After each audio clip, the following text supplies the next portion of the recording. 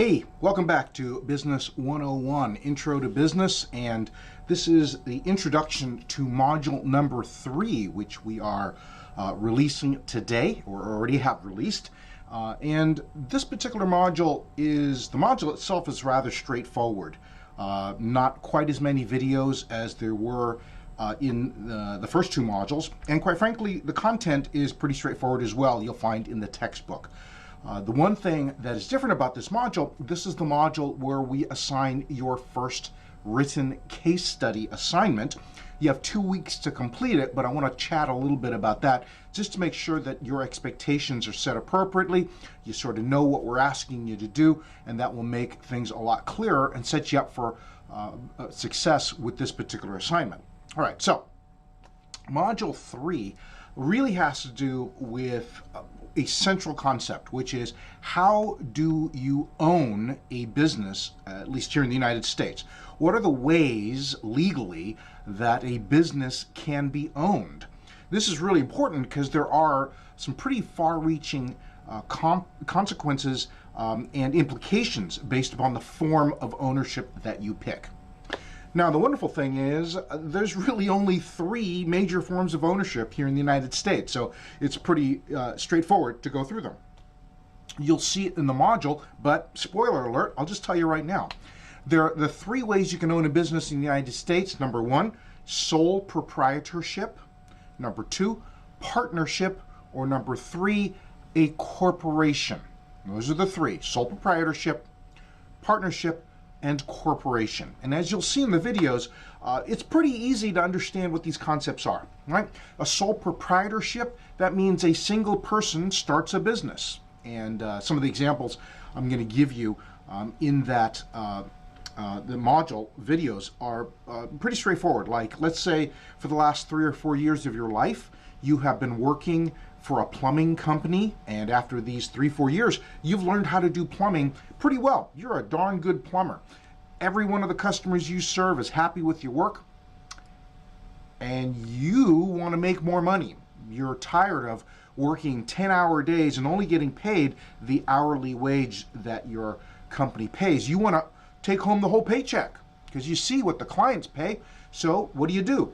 You go and buy yourself a white van at the Ford dealership and open up your own plumbing business, right? Well, presuming you get licensed with the state and do all those kinds of things as well. You're a licensed plumbing contractor, and now you're a sole proprietor. So it's pretty easy to understand, right? The videos will go through some pros and some cons of operating a business as a sole proprietor. That's number 1. Number 2, partnership. Let's say that, because of the rather clear problems with owning a business as a sole proprietor, one of which is you're the only owner. If something goes wrong, you're the only one accountable. You have to do all the work. There's those kinds of things, right? Let's say you say, I don't want to open a business as a sole proprietor. I want to open with a partner. My buddy over here knows at least as much about plumbing as I do. He's good at stuff that I'm not, and I'm good at stuff that he's not all that great at. And so we make a good team. And so you want to open a business as a partnership. That's another very, very popular way to own a business here in the United States. Then the third form of ownership is a corporation, which no doubt you have heard a lot about in the newspaper, in the news, those kinds of things. Most very large businesses are incorporated. They are formed as corporations. And the videos will explain exactly what a corporation is. It is its own standalone legal entity. And one of the most important practical aspects of a corporation is that the owners who own the corporation are not necessarily the same people who manage the corporation. The actual managers of the corporation might be employees. They might just not even be officers of the corporation. They're just hired managers. But the actual owners own shares of ownership, known as shareholders or stockholders, right? More on that in the videos. But those are the 3 major forms of ownership, and each has its set of advantages as well as its set of disadvantages. No such thing as a free lunch, so to speak.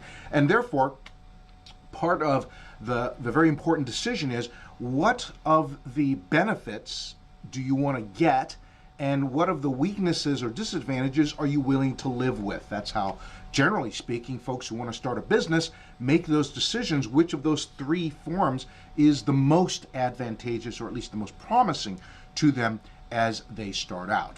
All right, so that's generally what you're going to get in this module, a discussion primarily about the three different forms of ownership of a business in the United States. There's a short little discussion about entrepreneurship, but quite frankly, I'll be right honest with you, I'm not really happy with the discussion in the textbook about entrepreneurship.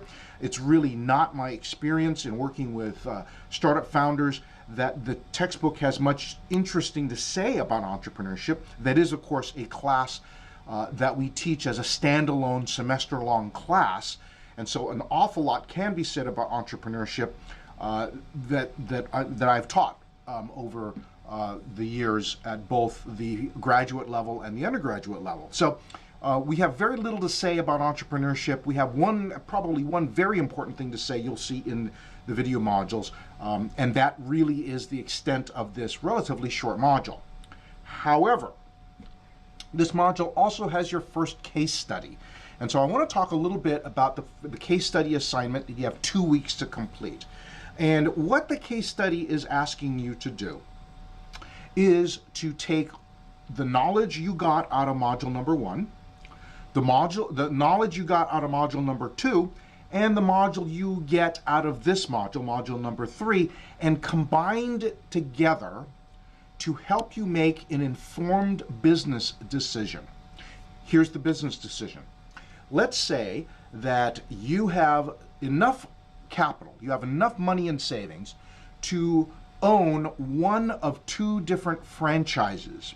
And these are the 2 franchises. The first is a Cold Stone Creamery ice cream store. That's one franchise opportunity. And the second opportunity is owning a McDonald's restaurant. Now, as you can see, both of these are franchises. Both of these are opportunities that present some sort of a food item to the general public, right?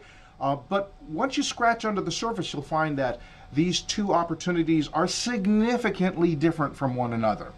All of this is outlined in the case study itself. But what I'm asking you to do, take the knowledge you got in module number 1, for instance, the issues of market competition, of supply and demand, those kinds of things, and use what you've learned in module 1 to weigh out the pros and cons of either owning a Cold Stone Creamery franchise or owning a McDonald's restaurant. All right? That's one set of questions you'll get in the case study. Another question you'll get in the case study is, with regards to the McDonald's franchise, what have you learned in module 2 about corporate social responsibility, the different approaches to social responsibility that some companies take, and as the owner of a single McDonald's restaurant? Now again, not as the owner of the entire McDonald's corporation, but just the owner of one restaurant.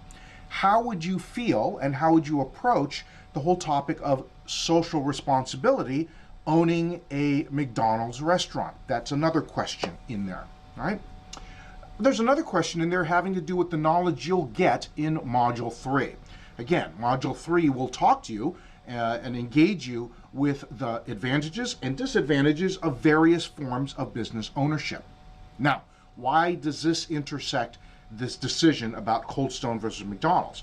As you'll see in the case study, Cold Stone Creamery allows all sorts of different entities to own a Cold Stone Creamery franchise. McDonald's, on the other hand, only allows sole proprietors to become McDonald's franchise owners. And so there are some very significant implications of that in this choice, Cold Stone McDonald's, Cold Stone McDonald's, right? So that's really the spirit of this case study, asking you to take everything you learned in module 1, 2, and 3 and apply it to this business decision, right? Now, why do I frame this case study this way? Because if we approached you on the street before you ever started this class and I said, hey, let's pretend you're queen for a day, you've got sufficient money in the bank to own either one of these franchises, which would you choose? You would give me an answer, but your answer would be not informed by this set of knowledge about how businesses work, right? You would just basically shoot from your gut. You have a feeling, you have some intuition, you have some personal preferences, and you would have said, you know, door number 1 or door number 2.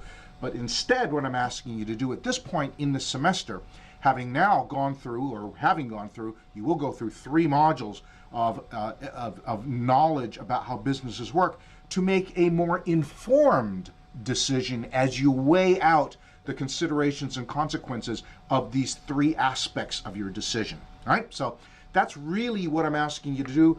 You have 2 weeks to work on it, and therefore, if you have questions, certainly feel free to get a hold of me. We can chat. You can send me an email. We can set up a Zoom, and I also will provide some time in our next class meeting, if that's applicable, to chat a little bit about this as well before it is due. So please, I ask you to engage with module number 3.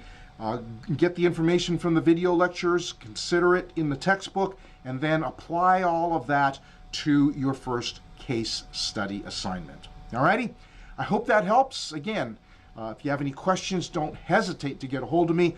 You can't really answer the questions until you understand what the questions are asking. And so it's really important, if you do have questions, to get a hold of me so we can help you understand what I'm looking for in this case study assignment. Alrighty? Welcome to module number 3. I hope that it is enlightening for you, encouraging, and I hope you get to learn an awful lot out of this module, and also by doing the hard work for your first case study. Take care. We'll see you in the next module.